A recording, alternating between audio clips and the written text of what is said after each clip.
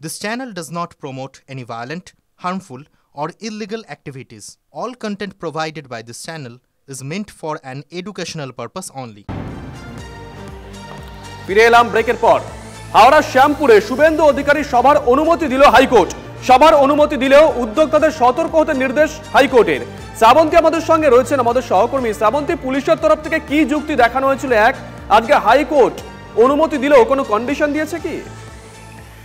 দেখো, শ্যামপুরে যেখানে এই সভা হচ্ছে সেখানে পুলিশের নতুন করে বক্তব্য ছিল যে রাস্তাটা এতটাই সরু যে ভিআইপি যারা যাবেন তাদের যে বিভিন্ন ধরনের গাড়ি যাচ্ছে সেটা সম্ভব নয় ওই রাস্তা দিয়ে।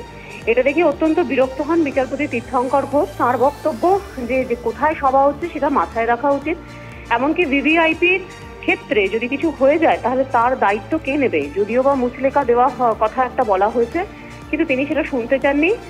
আজকের এই অনুমতি দেওয়া হয়েছে সভার, একই সঙ্গে তার বক্তব্য ১,৫০০-এর যেন বেশি লোক সেখানে না হয় এবং একমাত্র বিরোধী দলনেতা শুভেন্দু অধিকারী ছাড়া বাকিদের রাস্তায় গাড়ি রেখে পায়ে হেঁটে সভাস্থলে যেতে নির্দেশ দেওয়া হয়েছে। ধন্যবাদ শ্রাবন্তী।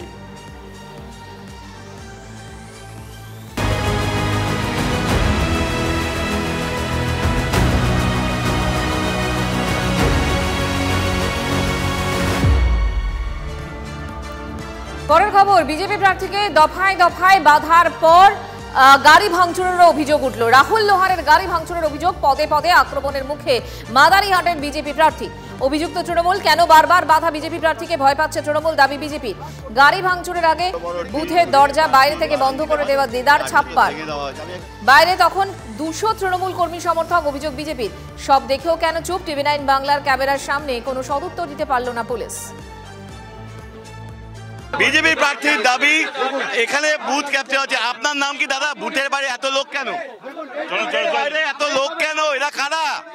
আপনারা তো পুলিশ নিরাপত্তা দিচ্ছেন, বুথের বাইরে এত লোক কেন? আপনারা এখন ঘুমাংলো? এতক্ষণ ঘুমাচ্ছিলেন? আপনারা ডিউটি করছিলেন এখানে না ছিলেন না? আচ্ছা, চলো। কি দেখছিলেন? কি দেখতে পাচ্ছিলেন না? পুলিশ কর্মীরা জানাচ্ছেন তারা আছেন, কিন্তু এই মব বুথের সামনে এইভাবে দখল করে দাঁড়িয়ে আছে। এবং দেখাবো এই ভোট গ্রহণ কেন্দ্রের দরজা বন্ধ। ভোট গ্রহণ দরজা বন্ধ, এই খোলা হলো। ভাইয়া, ये तो लोग जाएगा वोट देने के लिए, दरवाजा क्यों बंद है? दादा, दरवाजा क्यों बंद है? बोलिए ना। आप लोग तो सिक्योरिटी देने के लिए है ना, तो दरवाजा क्यों बंद है? नहीं, दरवाजा तो ऐसे कौन बंद किया? हंगामा को ऐसा किया। सिक्योरिटी कौन देगा? आप ही लोग तो देंगे। तो बंद क्यों है दरवाजा? नहीं, खोल दिया আমি দেখাবো। কেন্দ্রীয় বাহিনী রয়েছে, ভোট গ্রহণ দরজা এইভাবে বাইরে থেকে বন্ধ ছিল, আমি ঠেলে খুললাম। কেন্দ্রীয় বাহিনী বলছে আমরা দরজা খুলে দিলাম, পুলিশ বলছে আমরা আছি, কিন্তু বুথের বাইরের ছবিটা বলে দিচ্ছে কার্যত এই বুথের সামনে ঠিক কি পরিস্থিতি। যারা বাগানের মানুষের পিএফের টাকা খেয়ে খেয়ে জেলে ঢুকেছিল তারা এটা করাচ্ছে আমার উপর। বিজেপিতে এখানে ভোট দিতে চায় মানুষ, কিন্তু দিতে দিচ্ছে না। দেখুন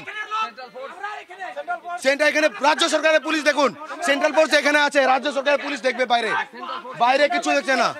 ছাপ্পা ভোট চলছে, জায়গায় বসে আছে, ছাপ্পা ভোট চলছে এখানে। এর জন্য এখানে দাদাগিরি করছে ওরা, ছাপ্পা ভোট চলছে এখানে। তার যেটা অভিযোগ যে ইভিএম এর মধ্যে কালো কালি দিয়ে নাম মুছে দেওয়া হয়েছে। অবশেষে মিডিয়া দেখানো ঘুম ভাঙলো রাজ্য পুলিশের। নির্বাচন কমিশনের আদর্শ আচরণবিধি লঙ্ঘন করে বুথ ক্যাপচারের ছবি দেখানোর পর ঘুম ভেঙে উঠে আসলেন ওসি। আপনি বলুন কি হচ্ছিল বুথে? বুথের দরজা বন্ধ ছিল, আপনার পুলিশ কি করছিল? ঘুমাচ্ছিলেন? এখন বলছেন বেরোন বেরোন। এতক্ষণ আপনার পুলিশের অফিসার তো ছিলেন, তিনি কি দেখতে পাচ্ছেন? একটু বলুন। আমাদের কাছে ইনফরমেশন, আমি আসলাম। আপনার যে অফিসার ছিল তার দায়িত্ব পালন করলেন তিনি? আপনার যে অফিসার, বুথ তো ক্যাপচার হয়ে গেছিল, ছাপ্পা চলছিল ভিতরে, আপনাদের মদতে ছাপ্পা চলছিল বলে বিজেপি প্রার্থী অভিযোগ করছেন। এখন আপনার ঘুম ভাঙলো, আপনি উঠে এলেন কেন? বুথে ঢুকতে দিচ্ছে না, বাইরে থেকে বন্ধ। বুথে ঢুকতে দিচ্ছেন না? যাও। আপনার অফিসাররাই তো গেট বন্ধ করে রেখেছিল। আপনার অফিসার গেট বন্ধ করে রেখেছিল, আমরা ক্যামেরা দিয়ে খুলেছি। আমি জানি না, দেখে দরজা খুলেছি। কি বলবেন? কে জানে? জানার কথা কার? দিচ্ছে না, বলছে বুথ ক্যাপচার হয়ে গেছে। জানার কথা কার? আপনি পুলিশ অফিসার, আপনার দায়িত্ব নিরাপত্তা সুনিশ্চিত করা, আপনার দায়িত্ব না। আপনি কি ফেল করলেন? চলুন, সবাই যাও। সব মিলিয়ে থমথমে মুলনাই চা বাগানের বিস্তীর্ণ এলাকা। ক্যামেরায় দীপায়নের সঙ্গে প্রসেনজিৎ, TV9 বাংলা, আলিপুরদুয়ার। এই মুজনাই চা বাগানে বিজেপি প্রার্থীর গাড়ি আটকে বিক্ষোভ। রাহুল লোহারের গাড়ি আটকানোর অভিযোগ তৃণমূলের বিরুদ্ধে বিজেপি তৃণমূল সমর্থকদের মধ্যে ব্যাপক বচসা। কিছু কাজ করেন নাই, তাই জন্য জনগণ এটা বিক্ষোভ দেখাচ্ছে, তাই না? কিন্তু এটার মধ্যে টিএমসির কোনো হাত নেই। কিন্তু গাড়ি নিজেরাই ভাঙছে। হাওড়ার দিকে নজর রাখবো। হাওড়া বিধানসভা কেন্দ্রের শাসনের দাঁতপুরে 21টি বুথে এজেন্ট দিতে পারেনি আইএসএফ। রাত থেকে তৃণমূল হুমকি দিচ্ছে বলে অভিযোগ।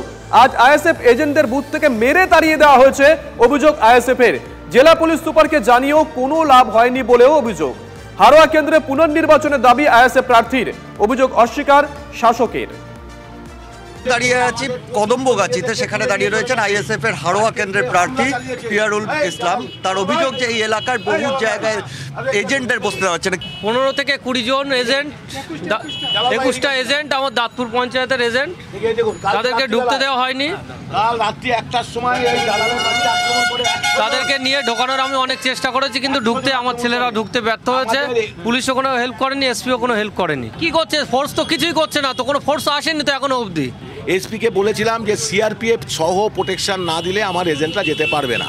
ঢোকার পরে তখন দেখি 250 মাস্তান বাহিনী তৃণমূলের ঘিরে নেয় আমার গাড়ি, একদম দাঁতপুর অঞ্চলের গেটে, পাবদার যে রেল গেট, সেই রেল গেটের ওখানে।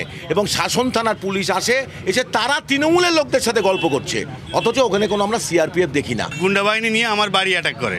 আমি বাড়িতেই ছিলাম, আসের মল্লিকের নেতৃত্বে। আসের মল্লিক নিজে ছিল দাঁতপুর অঞ্চলের উত্তর কর্মদক্ষ, টিএমসির আসের মল্লিক। খোদ আমার বাড়িতে ও নিজেই দলবল নিয়ে আসলে আমি তখন গেট দিয়ে খুব চিল্লামিলি করি।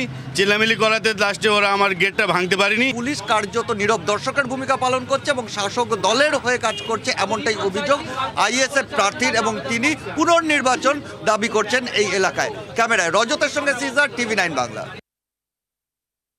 যে দলের সর্বময় কর্তা ভোটের আগে বড় বড় আস্ফালন করে বলে অভিষেক ব্যানার্জির বিরুদ্ধে প্রার্থী হবে, তারপর লেজ গুটিয়ে পালিয়ে যায়, সেই দলের কর্মী কোথায় যে তারা পোলিং এজেন্ট দেবে? ছুঁচো মেরে হাতগন্ধ তৃণমূল কংগ্রেসকে করতে হয় না। সুতরাং আইএসএফ একটা দল, তার দলের কর্মীকে ভয় দেখাবে তৃণমূল কংগ্রেস, অত দুর্দিন এখনো হয়নি।